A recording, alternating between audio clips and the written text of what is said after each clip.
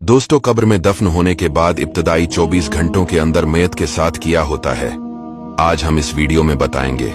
इसके बारे में इस्लाम और हादीस में मुख्तलिफ रिवायात मौजूद हैं जो हमें आखिरत की हकीकत और इंसान की पहली मंजिल के बारे में आगाही देती हैं। ये वक्त मैयत के लिए बहुत अहम होता है क्योंकि ये कब्र की जिंदगी की इब्तदा होती है। ये वक्त इंसान के अमाल के मुताबिक सुकून या अजाब होता है। प्यारे व्यूअर्स, कब्र की पहली रात के बारे में कहा जाता है कि ये सबसे ज्यादा मुश्किल होती है। एक हदीस में आता है कि नबी अलैहिस्सलाम ने फरमाया, कब्र पहली मंजिल है, अगर इंसान इसमें कामयाब हो गया तो आगे आसानी है, वरना मुश्किल दर मुश्किल होगी। जब इंसान को कब्र में दफन किया जाता है तो इब्तिदाई वक्त में दो फरिश्ते मुनकर और नकीर उसके पास आते हैं। ये फरिश्ते मैयत से 3 बुनियादी सवाल करते हैं। नंबर 1, तुम्हारा रब कौन है?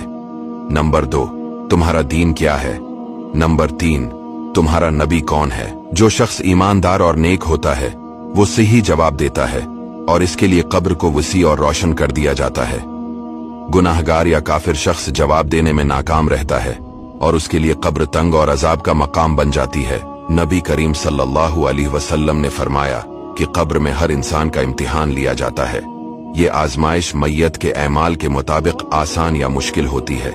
सही बुखारी और सही मुस्लिम में रिवायत है कि नबी अलैहिस्सलाम अक्सर दुआ करते थे, ए अल्लाह, मैं कब्र के अजाब से तेरी पनाह मांगता हूँ। हजरत उस्मान बिन अफ़्फ़ान रदियल्लाहु ताला अन्हु से रवायत है, रसूलुल्लाह सल्लल्लाहु अलैहि वसल्लम जब किसी कब्र पर खड़े होते तो आप इतना रोते कि आपकी दाढ़ी मुबारक तर हो जाती। आप फरमाते, मेरे भाइयों, कब्र आखिरत की पहली मंजिल है। अगर यहाँ कामयाबी हो गई तो आगे सब आसान होगा और अगर यहाँ नाकामी हुई तो आगे और भी सख्त हालात होंगे। रूह जिस्म से जिद्दा होकर बरज़ख में चली जाती है, लेकिन जिस्म पर होने वाले असरात को रूह महसूस करती है। नेक लोगों की रूह को सुकून दिया जाता है जबकि बदकारों की रूह को सख्ती और अजाब का सामना करना पड़ता है। इस दौरान मैयत को अपने रिश्तेदारों और अजीजों की दुआओं की बहुत जरूरत होती है।